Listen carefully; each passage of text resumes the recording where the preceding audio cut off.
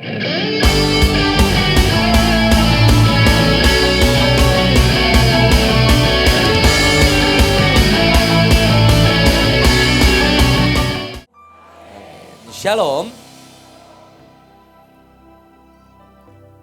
Saudara, suatu kali saya mendengar Pak Petrus Agung menyampaikan sebuah pesan Tuhan. Ceritanya ada 3 orang arsitek yang memutuskan untuk pensiun.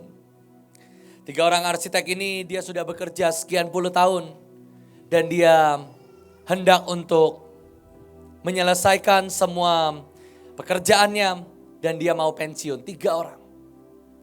Dan sebelum mereka pensiun, bosnya, ownernya berkata, kalian ini adalah 3 orang yang paling setia, yang paling luar biasa. Makanya sebelum kalian pensiun, saya mau memberikan setiap kalian hadiah yang sangat besar, yang belum pernah dikeluarkan oleh perusahaan ini untuk semua karyawan yang pernah ada. Tapi syaratnya sebelum kalian pensiun, tolong buatkan perusahaan rumah impian yang paling ideal, yang paling baik untuk menjadi percontohan bagi perusahaan ini. Singkat cerita, 3 arsitek ini sama-sama diberikan tanah, sama-sama diberikan uang, dan mereka boleh desain apapun sebagus mungkin. Dan begitu mereka selesai, baru mereka boleh pensiun. Arsitek yang pertama, dia mendesain karena ini akan menjadi rumah contoh yang paling akan diidam-idamkan oleh semua perusahaan yang lain. Maka dia membuat villa yang paling besar. Dia membuat villa dengan batu marmer, dengan semua pilar-pilar gading yang sangat luar biasa. Arsitek yang kedua mungkin lebih profit oriented. Dia membuat kantor 5-6 lantai yang paling premium yang ada di kotanya. Dan arsitek yang ketiga, karena mau cepat-cepat untuk dia pensiun, maka dibuatlah rumah KPR, saudara. Rumah KPR yang paling kecil dan selesai sesingkat-singkatnya. Singkat cerita, rumah KPR-nya jadi paling cepat. Dalam 6 bulan rumahnya sudah selesai. Dan dia mengajukan pensiun, tetapi bosnya berkata, kamu boleh tidak ngantor, tetapi uang pensiunnya kita kasih nanti terakhir, sama-sama kita pestakan. 1 tahun kemudian, semua villanya jadi, kantornya jadi, rumah KPR-nya juga sudah jadi. Dan dibuat pestalah yang paling besar, saudara. Yang belum pernah diadakan oleh perusahaan tersebut. Dan di tengah-tengah pesta, 3 arsitek ini dibawa maju, diberi tepuk tangan, standing ovation sama semuanya. Dan kemudian ownernya ini berkata, kita akan memberikan hadiah pensiun yang belum pernah diberikan oleh sepanjang sejarah dari perusahaan ini. Hadiah pensiunnya ialah rumah terakhir yang mereka bangun. Arsitek pertama mendapat villa yang sangat mahal dan dia tinggal di villa yang sangat mahal. Arsitek yang kedua menjadi pengusaha karena dia punya kantor 5-6 lantai yang bisa dia sewa-sewakan. Dan arsitek yang ketiga gigit jari karena dia harus tinggal di rumah KPR yang dengan sangat buru-buru dia bangun dan 1 bulan kemudian sudah bocor di mana-mana. Saudara, bukankah kisah yang sama adalah kisah yang sedang kita hidupi? Yohanes 14 ayat yang kedua. Di rumah Bapakku banyak tempat tinggal dan Tuhan balik ke sana untuk menyediakan tempat tinggal. Saudara, yang hari ini sedang kita lakukan adalah membangun rumah pensiun kita di surga. Saudara, saat kita sudah selesai di dunia, kita akan mengajukan pensiun kepada Tuhan. Dunia ini tidak pernah menjadi rumah kita, dunia ini tidak pernah menjadi tempat tinggal utama kita. Ujungnya kita semua akan pensiun di surga. Dan rumah apa yang akan kau bangun, saudara? Apakah engkau membangun rumah KPR, rumah yang kecil, rumah yang sangat sederhana, atau engkau membangun rumah villa yang sangat besar? Itu tergantung apa yang kau bangun hari ini, saudara. Hari ini apakah engkau membiarkan hidupmu punya pintu yang besar? engkau membiarkan banyak jiwa-jiwa masuk dalam hidupmu? Apakah engkau punya atap, engkau punya tudung, engkau tidak ngomel saat engkau membiarkan didikan yang datang melalui tudungmu? Atau engkau membiarkan atapmu bocor di mana-mana? Setiap kali ditegur, engkau pergi dan engkau membiarkan bocor rumahmu, saudara. Tapi yang menjadi masalah ini adalah lanjutan dari khotbah hari Senin. Kita ini mengalami perjalanan yang sangat panjang. Satu anak rock bilang, Kojos, kayaknya judulnya salah. Bukan a long run, a long run. O-nya kurang banyak katanya. Mari kita sama-sama belajar. Yesaya 57 ayat yang ke-10. Siapa yang mau punya rumah yang besar di surga nanti? Yang gak bocor-bocor, gak bolong-bolong, saudara. Yesaya 57 ayat yang ke-10. Boleh saya ajak kita baca bersama-sama? 1, 2, 3. Oleh perjalananmu yang jauh, engkau sudah letih lesu, tetapi engkau tidak berkata tidak ada harapan. Engkau mendapat kekuatan yang baru, dan sebab itu engkau tidak. Saudara, sebuah perjalanan itu seringkali, bukan di tempat ini, seringkali membuat orang menjadi letih dan lesu.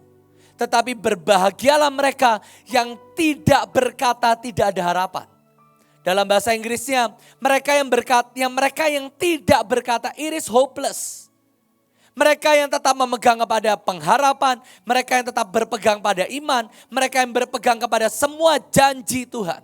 Mereka akan mendapat kekuatan yang baru dan mereka apa? Tidak menjadi lemah. Saudara, saya coba ngobrol dengan beberapa orang di pelayanan. Sebenarnya bukan hanya di pelayanan, tetapi saya yakin perjalanan kehidupan memang mengubah manusia. Saya nyatanya bertemu dengan orang sanguin yang berubah menjadi melankolis. Bukan artinya melankolis itu buruk saudara. Tetapi dari orang yang sangat sukacita, orang yang sangat terbuka, mereka menjadi orang yang sangat pendiam, suka sedih, suka menyendiri. Dan orang yang koleris berubah menjadi plekmatis. Dia mencoba memimpin dan nyatanya apa yang dia pimpin gagal. Bahkan ada kecelakaan, ada kematian dan dia berubah menjadi sudahlah kita pasif saja. Saudara, nyatanya banyak perjalanan itu mengubah kita. Ada sebuah long run. Sekali lagi saya katakan seandainya Tuhan datang besok lusa saudara. Saya yakin saudara akan all out gila-gilaan untuk Tuhan. Tapi yang menjadi masalah kita tidak pernah tahu. Bahkan di Alkitab ditulis malaikat tidak tahu, anak tidak tahu kapan hari dan jamnya. Kapan kita semua dijemput Tuhan di awan-awan. Saudara, menjadi masalah seringkali kita nggak pernah tahu sampai kapan kita harus berharap, sampai kapan kita harus beriman. Saya bersyukur saya punya seorang papa almarhum yang dia sangat mengenal Tuhan. Dan di akhir hidupnya dia tahu Tuhan segera menjemputnya. Dan dia menjadi terang di keluarga, di kantor, dimanapun dia berada. Saudara, tahukah engkau sebelum beliau dipanggil Tuhan, sebelum beliau meninggal tanggal 23, beliau sempat untuk mengadakan reunian dengan semua anak-anak yang pernah dia gembalakan di gereja. Buat saya, ini adalah orang yang ajaib. Beliau tahu kapan waktunya dia dipanggil Tuhan.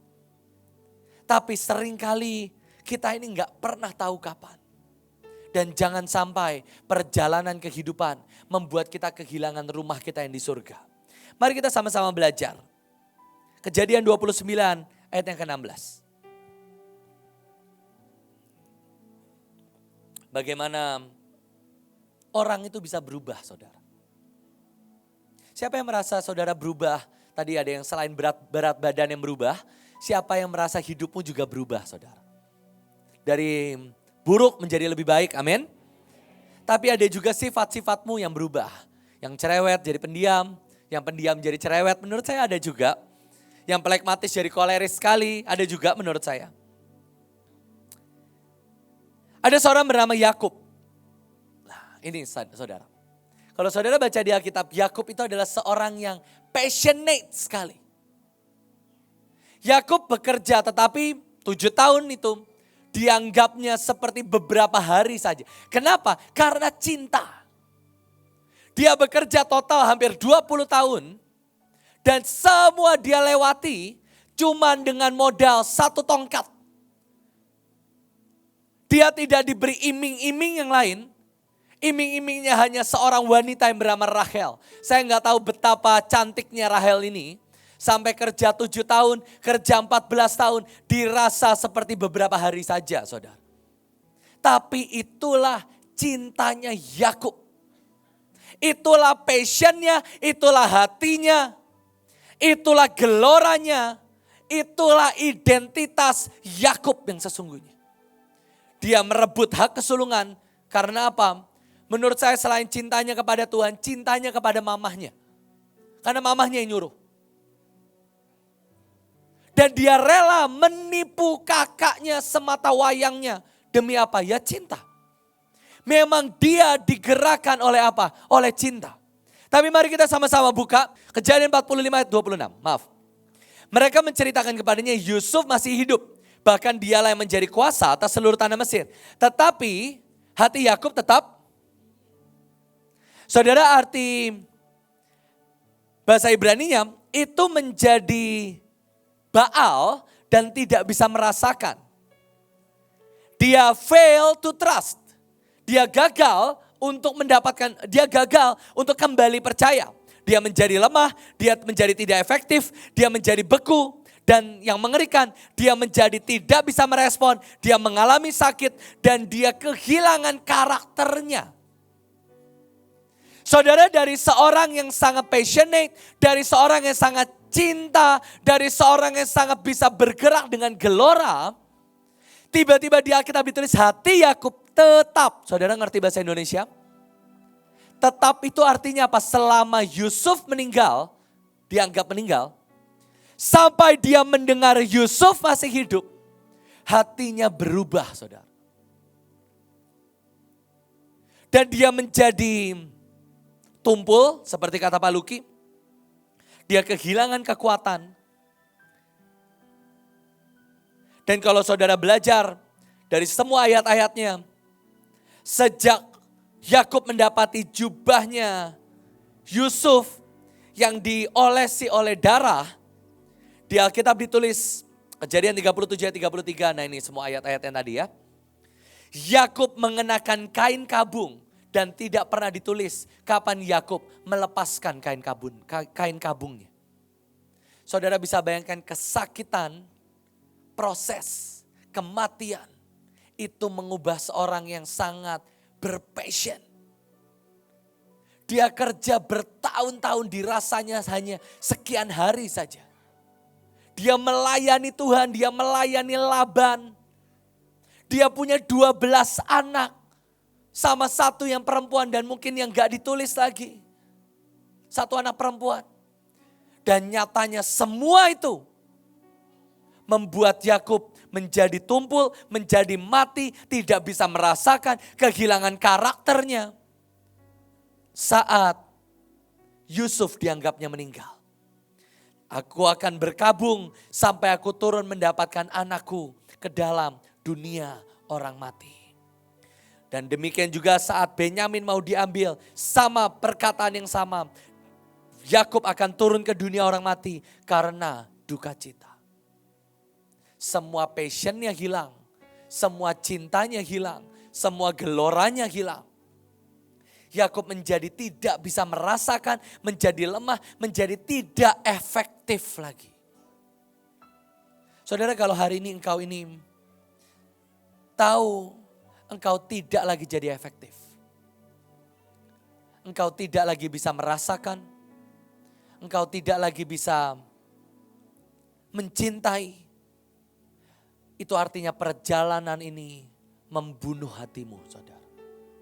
Saudara, saya masih ingat bagaimana ada beberapa guru yang dulu dia belum menjadi kepala sekolah, dia belum menjadi supervisor. Dikala break, dikala istirahat, dia akan masuk ke kelas-kelas, ngajar gitar, dengerin anak-anak konseling, buat lawatan di kelas-kelas. Tapi hari ini perjalanan terlalu panjang. Dan kapan terakhir kali saudara setiap guru-guru di tempat ini, saudara menyentuh jiwa-jiwa person by person? Kapan terakhir kali saudara menyentuh anak-anakmu person by person? Saya tahu ada cawan yang harus kita tahan, ada sangkakala yang harus kita tahan. Tapi jangan sampai hatimu berubah, saudara. Bilangan 12 ayat yang ketiga. Orang yang kedua ialah Musa. Bilangan 12 ayat yang ketiga di Alkitab ditulis Musa ialah seorang yang sangat lembut hatinya.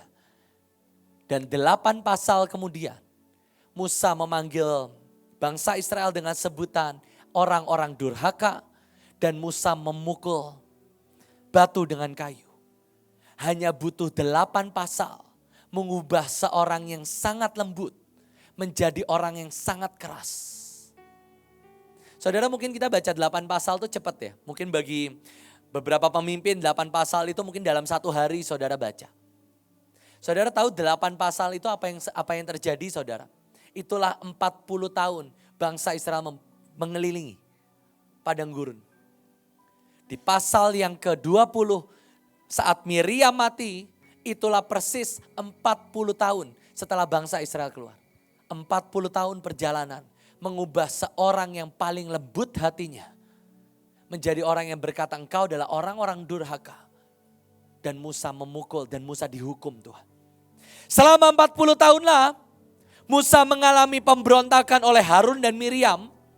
Selama 40 tahun, selama 8 pasal ini Musa mengalami pemberontakan dan hampir dilempari batu karena ada 10 mata-mata yang mengabarkan berita tentang tanah Kanaan.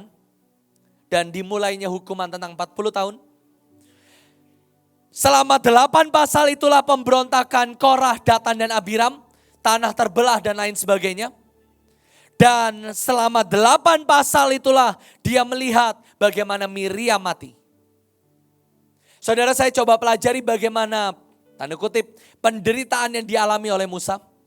Saudara, ternyata Korah, Datan dan Abiram, kalau menurut Talmud, menurut kitab para nabi, kitab orang-orang Yahudi, Korah, Datan dan Abiram adalah musuh yang diciptakan Tuhan untuk bersanding dengan Musa.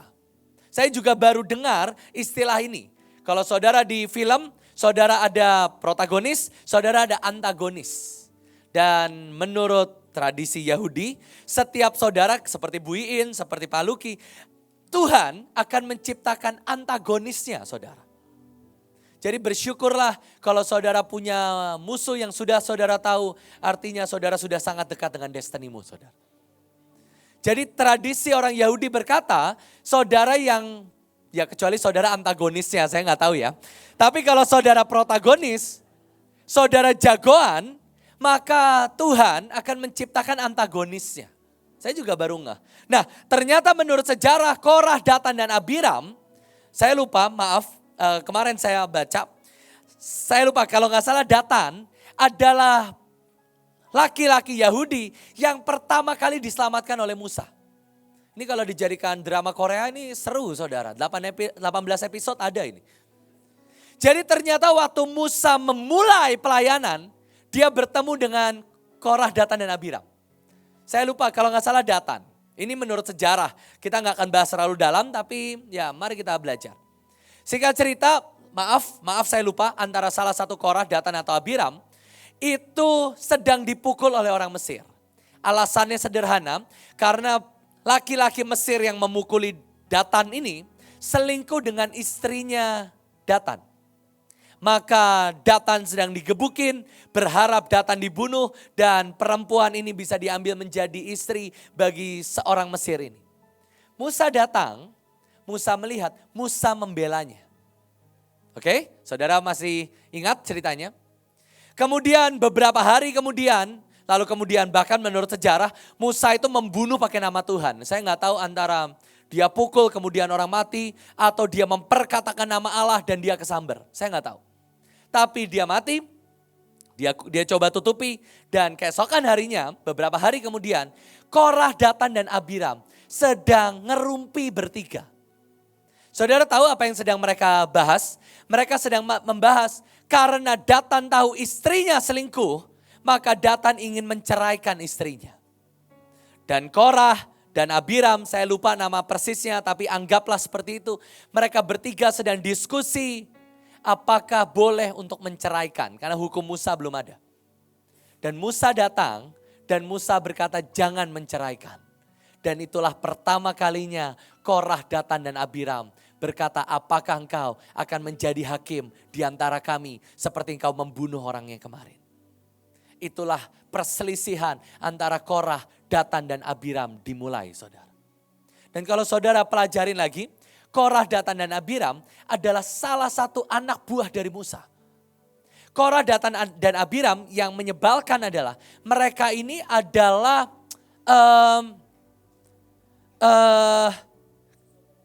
saudara jauh juga, tapi dia kalau budak, pengawas budak. Jadi Korah, Datan dan Abiram adalah orang yang seringkali menyiksa orang Israel. Karena dia pengawas budak. Dan dia adalah salah satu wakil dari orang Mesir. Yang juga artinya dia adalah salah satu anak buah dari Musa juga. Dan singkat cerita kalau menurut sejarah Korah, Datan dan Abiram kesiangan pada waktu bangsa Israel menyeberang sungai, menyeberang laut. Kita nggak akan bahas terlalu jauh. Tapi intinya adalah Korah, Datan dan Abiram adalah orang dekatnya Musa. Dan selama 40 tahun itulah perjalanan yang dilalui oleh Musa.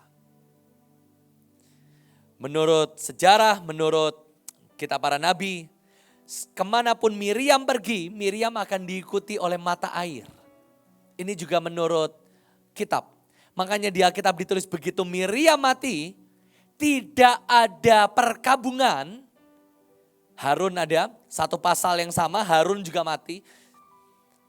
Begitu Miriam mati, mata airnya mati, makanya seluruh bangsa Israel berkata, Musa kami haus.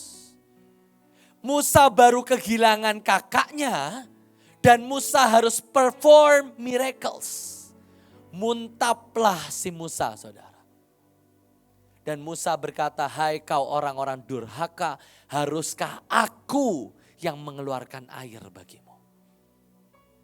Saudara, ternyata 40 tahun bisa mengubah orang yang paling lembut menjadi orang yang paling keras.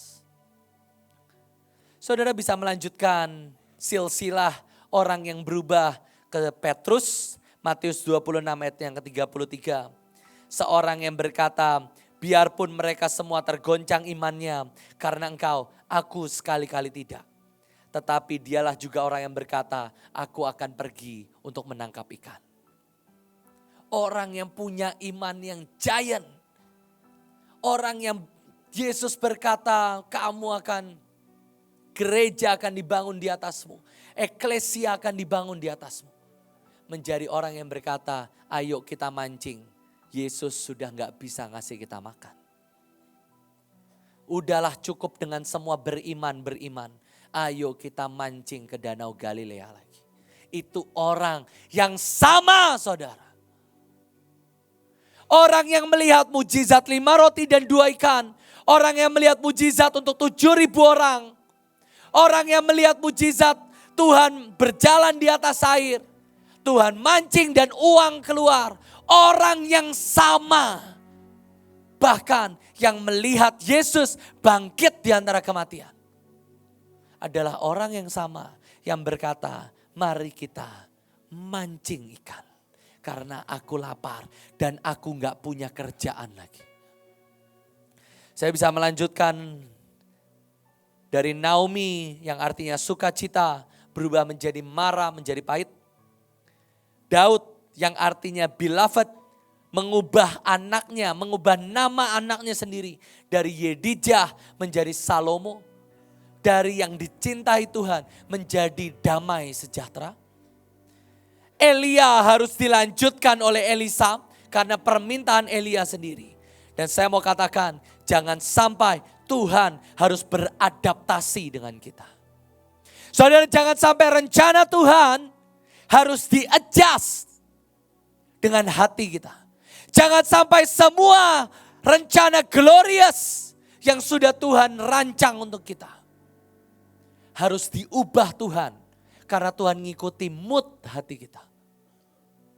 Kalau Tuhan mau kita punya gedung yang baru, lawatan yang lebih besar, bangsa-bangsa, tapi kita terlalu beku, kita terlalu berubah, sehingga Tuhan harus mengkerdilkan semua rencananya.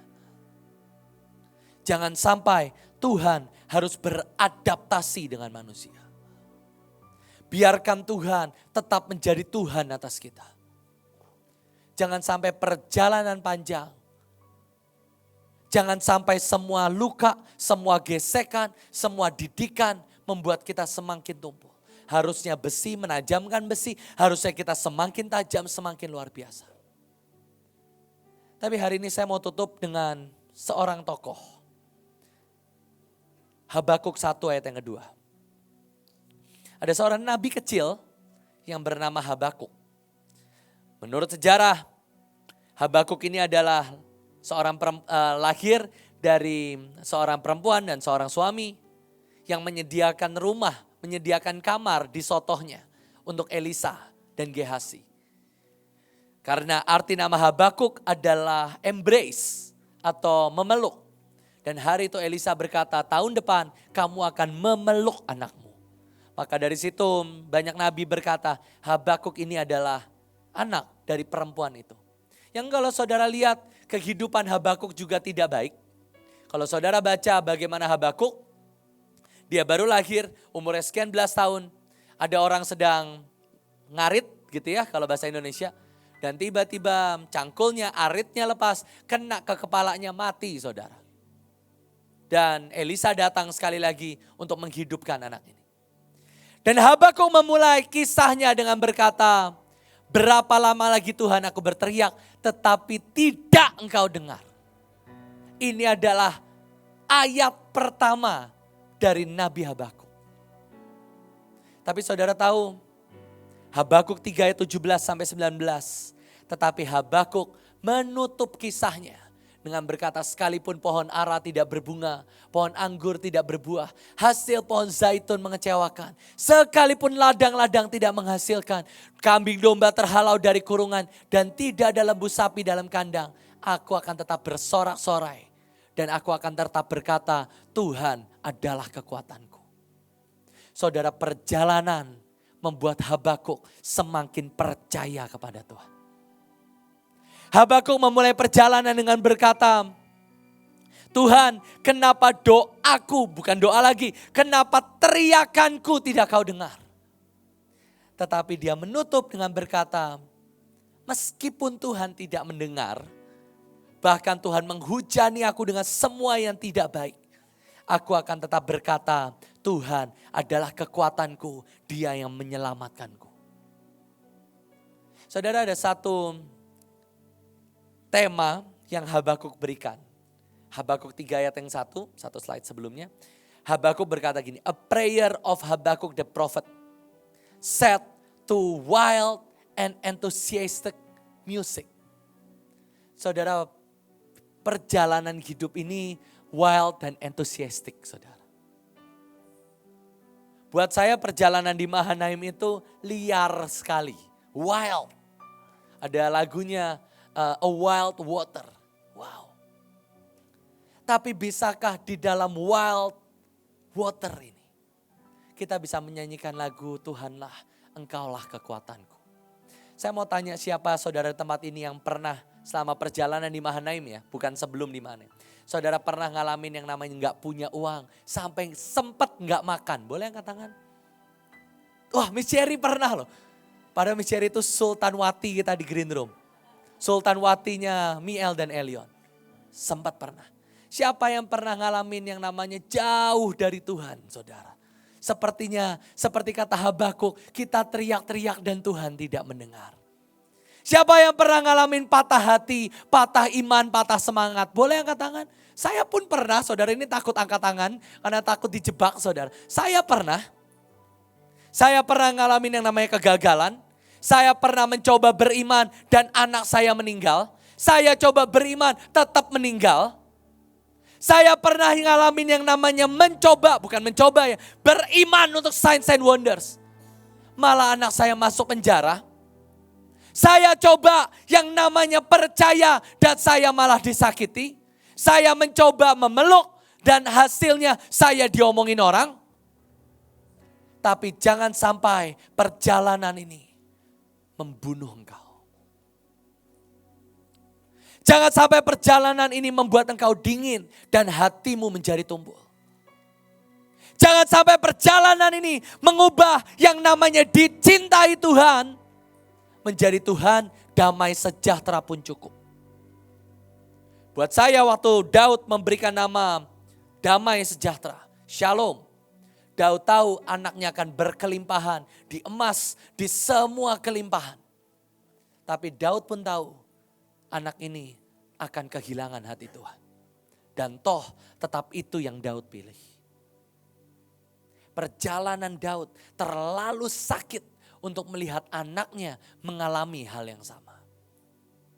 Walaupun ujungnya tetap dia melahirkan Rut yang kemudian menjadi nenek moyang bagi Yesus.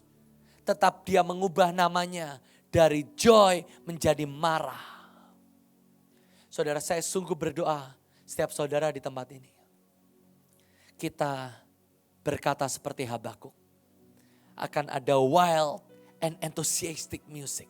Saya coba cari di semua versi Alkitab lainnya nggak ada. Ini cuma ada di versi Amplified. Saya coba cari di bahasa aslinya juga ternyata nggak ada. Tapi saya percaya ini dari Tuhan, saudara. Ada perjalanan yang wild, ekstrim. Saudara, minggu depan saya akan pergi ke Brasil dan Burundi. Ini kalau saudara lihat, nih kalau saudara lihat peta dunia, saudara akan melihat dunia ini punya 3 seperti akar gitu ya. Taring gigi kalau saya bilang. Ada Indonesia, ada Afrika, ada Brasil. Dan saya datang ke 3-tiganya, saudara bisa bayangin gak? Kurang wild apa? Minggu depan saya akan berangkat ke Afrika, minggu depannya lagi lanjut ke Brasil. Saya pun sangat exciting saudara. Saya gak tahu saudara exciting atau enggak. Saya berharap saudara exciting mendukung saya. Kemarin saya sempat bercanda kepada tim yang mau pergi ke Brasil. Saya bilang gini, kamu tahu gak? Sebenarnya 80% semua taburan itu masuknya ke Burundi loh. Sebenarnya bukan ke Brasil saya bilang. Tapi kemudian tim Brasil mengangkat perjanjian, dia bilang, kau tahu gak kok? Daud berkata, semua yang mendukung perang menerima upah yang sama kok. Oh iya, karena Brasil mendukung Burundi, mereka juga terima upah yang sama. Walaupun ujungnya Burundi tetap lebih mahal, tapi semua trip sampai ke Brasil itu 1,1 M saudara. Dalam 2-3 bulan. Kemarin ya saudara tahu ya, jawaban tahu dan klepon saya. Itu saya gak tahu booming banget. Setiap kali orang ketemu saya dia bilang, Jos bukan tahu ya, rendang. Oke, rendang. Saya akan belajar lebih lagi, maaf ya. Bukan klepon juga, mie instan ya, mie instan, gemblong. Banyak saudara yang dijual di... Makanya saudara sering-sering ngajak saya liburan ke puncak ya. Itu artinya saya kebanyakan di Bekasi, saya udah lama nggak ke puncak.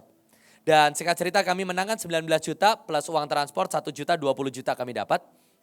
Keisha itu bilang ini, Jos, dia bilang ke semua, sebenarnya yang kita menangin itu bukan 20 juta.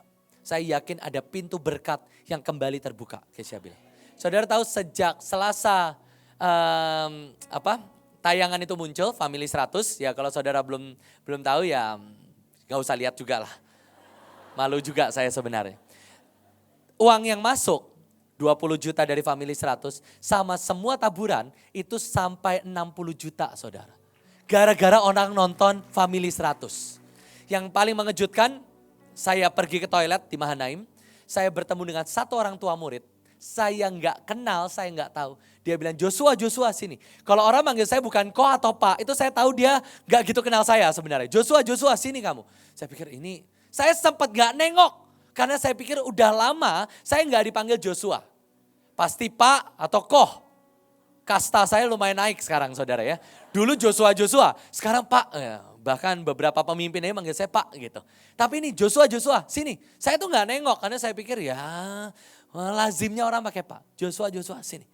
Saya cari siapa saya. Oke, saya datang. Kamu sudah nggak ragu kan ke Burundi? Enggak bu, saya bilang. Ya udah, dia ngeluarin amplop 5 juta saudara. Ini buat kamu. Saya sampai gini, oke. Dan saya lihat gini, ini wild. Ini wild sekali. Di awal kami beriman, saya bilang gini, kita tuh mau jualan berapa USB, kita mau jualan berapa kaos, minimal 300 juta kita berangkat. Awalnya saya pikir 300 juta. Cuman kirim 2-3 orang ke Burundi, patok, foto profetik pulang saudara. 300 juta duit dari mana saya bilang.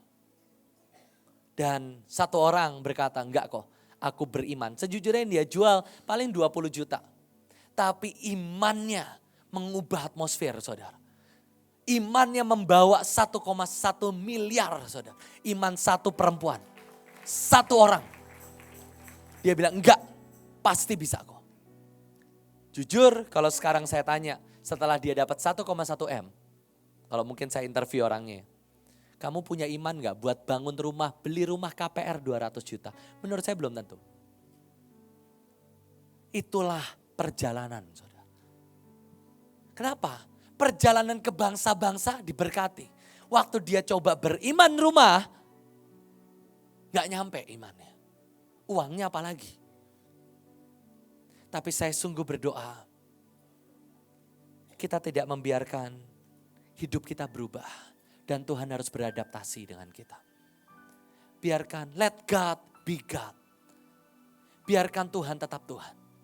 Kalau Tuhan mau gedung baru, ini contoh aja. Kalau memang rencana Tuhan ialah gedung baru, janganlah kita courting saudara. Saya tahu, bukan saya tahulah, saya lihat diri saya kok. Saya pun sudah memikirkan semua skenario. Kayaknya kita kasih pesawat di sini profetiknya udah dapet deh. Kayaknya kita cat bentuknya pesawat oke deh. Mari let God be God. Jangan sampai iman kita menjadi 6 kalau bahasa Inggrisnya tadi. Cinta Yakub itu menjadi 6. Menjadi tumpul mati rasa. Kalau bahasa Ibraninya enggak efektif. Kehilangan karakternya, saudara tahu gak sih? Berapa banyak orang di Mahanaim kehilangan who they really are kok. Coba saudara lihat kiri kanannya. Masih samakah dia orang yang beriman seperti 5 tahun lalu saudara lihat dia? Atau lebih passionate lagi.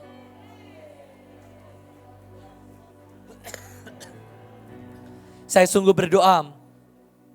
Perjalanan ini membuat kita menciptakan lagu-lagu yang wild and enthusiastic music. Sebentar lagi kita akan buat video klip lagi, kita akan tahan bencana lagi, kita akan KKR lagi, beberapa saudara masih akan ke bangsa-bangsa lagi. Mari nyanyikan lagu wild and enthusiastic music. Jangan berubah saudara. Kalau berubah yang baik oke. Tapi jangan sampai saudara mati dan hidupmu didapati Tuhan. Tuhan harus beradaptasi dengan semua rencananya. Mari kita tetap wild and enthusiastic. Dan orang yang terakhir, Sadrah, Mesah, dan Abednego. Saudara tahu, dia menutup akhir hidupnya dengan dia berkata, kalaupun Tuhan tidak menolong kami tetap tidak akan menyembah Baal yang kau buat. Aku akan tetap menyembah Tuhan. Saudara, ini adalah nabi-nabi yang mungkin kisahnya cuma 1, 2, 3 pasal saudara. Tapi mereka tetap percaya sampai akhir hidup mereka. Saya tahu Daud finish strong, yes. Saya tahu Abraham finish strong meskipun dia punya anak. Sekian 7 atau 8 anak selanjutnya setelah punya anak perjanjian. Gak tahan hasrat 100 tahun dia harus tahan saudara. Tapi ada orang bernama Habakuk. Ada orang bernama Sadrah, Mesah, dan Abednego. Yang grafiknya itu bukannya turun, tapi terus naik bersama Tuhan. Saudara, mari kita sama-sama. Kalaupun kita harus masuk ke dapur api, enggak sekali saudara. Kita harus masuk ke dapur api berkali-kali. Apalagi kalau di Mahanaim, dapur apinya banyak ya saudara. Kecil-kecil, enggak 7 kali lipat panasnya. Tapi saya mau tutup dengan saya berkata, di saat engkau kehilangan